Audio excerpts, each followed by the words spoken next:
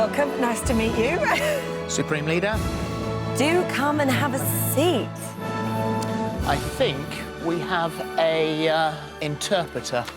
So here's the interpreter. Welcome. This is David, our interpreter. So it's a pleasure to have him here on our sofa. How has his trip to London been so far? Supreme Leader, how has your trip to London been so far? Fantastic. The Supreme Leader says his trip to London has been wonderful. He's seen all the sights and he loves to be here. Brilliant. Well, he met the leader of South Korea this week. It's been very busy. How has his talks been going?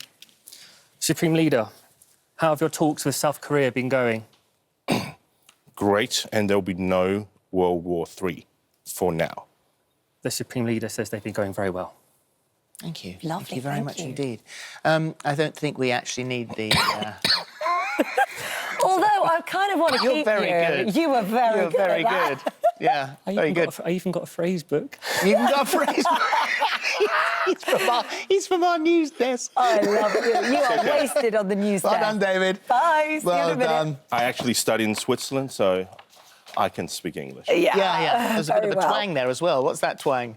Wow, I'm not really the real one, guys. I'm actually Howard X. I'm from Australia. Yeah. I'm Australian, Chinese Australian. And, yeah, being a impersonator of Kim Jong-Un has been my job for the last 5 years. So. It's fantastic. I mean, how did you get into it? I mean, when did you first sort of realise you looked like him? 2012, Right. when his father introduced him to the world stage and go, wow, this really looks like me. I can make a living as a genocidal maniac. Well, at least looking like one. Well, So- I mean, you are making quite a successful living out of it. Well, surprisingly, yes. I mean, I've been a music producer for many years, but That must scare the artists. Well, no. Well, they have a sense of humour. So, you know, I produced for a group called Bossa Negra. Yeah. And, but being Kim has actually been my claim to fame. Yeah. And has been my main source of income for the last couple of years. We sent you out and about to get a bit of a reaction, see what people made of you, and here you go.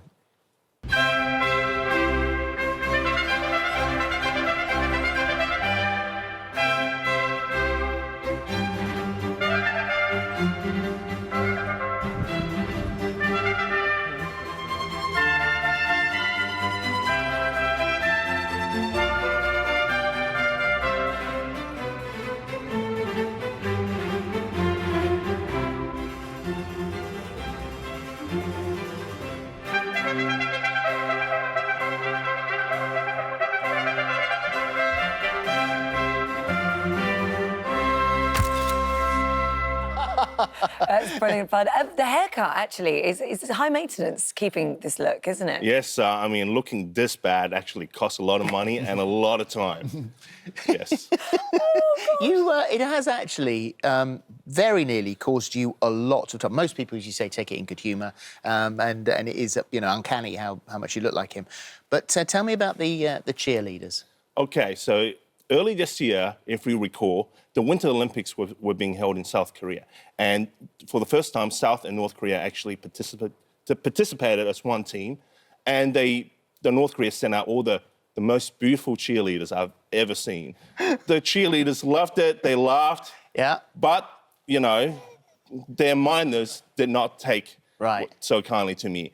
And the North Korean agents pulled me aside and then started physically assaulting me. Yeah. So, you got beaten up by the minders. Well, it wasn't quite beaten up because they could not throw punches. They knew the cameras were watching. So they kicked me in the leg, which is fine. I can take a few punches and kicks. But it was well worth it because afterwards... All right. It went viral. Yes. It went viral. It went viral. Afterwards, it went viral. Let's just leave it there. Yeah. Thank you very much for coming in. It's very nice to meet you. And what are you doing next? Are you off somewhere? Are you continuing doing this? Well, I've got a commercial to make, I think, in South Korea. Right. And then maybe a few birthday parties and things like that for a few people with very good humour, sense of humour. And we'll be meeting my counterpart, Donald Trump, Dennis Allen, who plays Trump with me on most of my gigs. That'll be a laugh. Brilliant. Thank you very much indeed. Thank you, yeah. Thank you. Nice to meet you. Thank you.